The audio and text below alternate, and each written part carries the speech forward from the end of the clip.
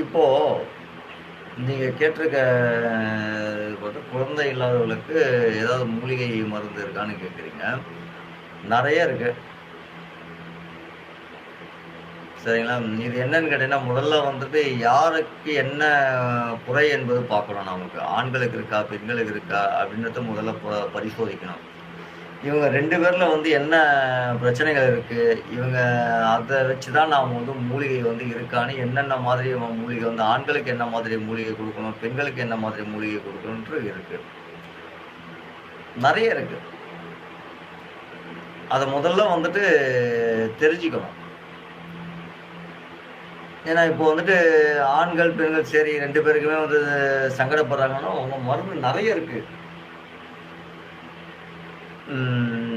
ஆலம் விழுது இருக்கு.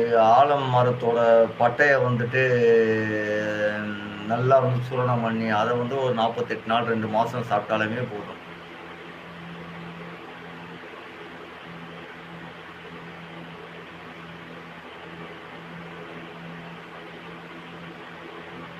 புகை நீர் இருக்கு. நெறைய இருக்கு.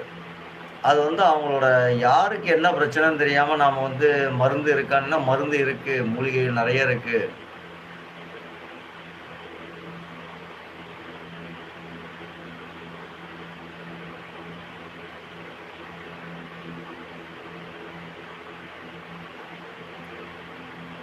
ஏன்னா, அதோட பெர்சன்டேஜ் நமக்கு தெரியாம நம்ம வந்துட்டு அவங்களுக்கு என்ன மாரி மருந்து நம்ம சொல்ல முடியும்? ஏன்னா, அவங்களுக்கு நீங்க சொல்றபடி பார்த்தீங்கன்னா வந்துட்டு, இப்போ பெண்களுக்கு பெண்களுக்கு என்ன மாதிரி பிரச்சனை? அப்படின்னு நமக்கு தெரியணும். ஆண்களுக்குன்னா, ஆண்களுக்கு என்ன மாரி பிரச்சனை? அப்படின்னு தெரியணும்.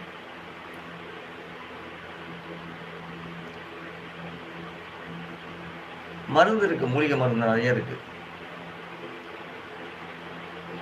சொல்லுங்க.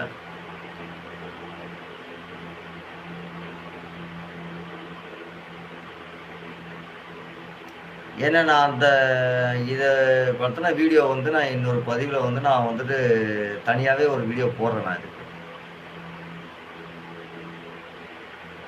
ஏன்னா, இப்போ பதிவுல வந்துட்டே இருக்கும்பொழுது, நம்ம இதுக்கு நம்ம வீடியோ போட்டுறோம்னா வந்து இது ரொம்ப நெறைய மூலிகை ஒரு மூலிகையா நம்ம எடுத்து போடுறத விட, ஒரு தனியா ஒரு வீடியோ போட்டோம்னா, இந்த வீடியோ வந்து நம்ம பார்த்துட்டு இது இதுக்கு எடுத்துக்கலாம்.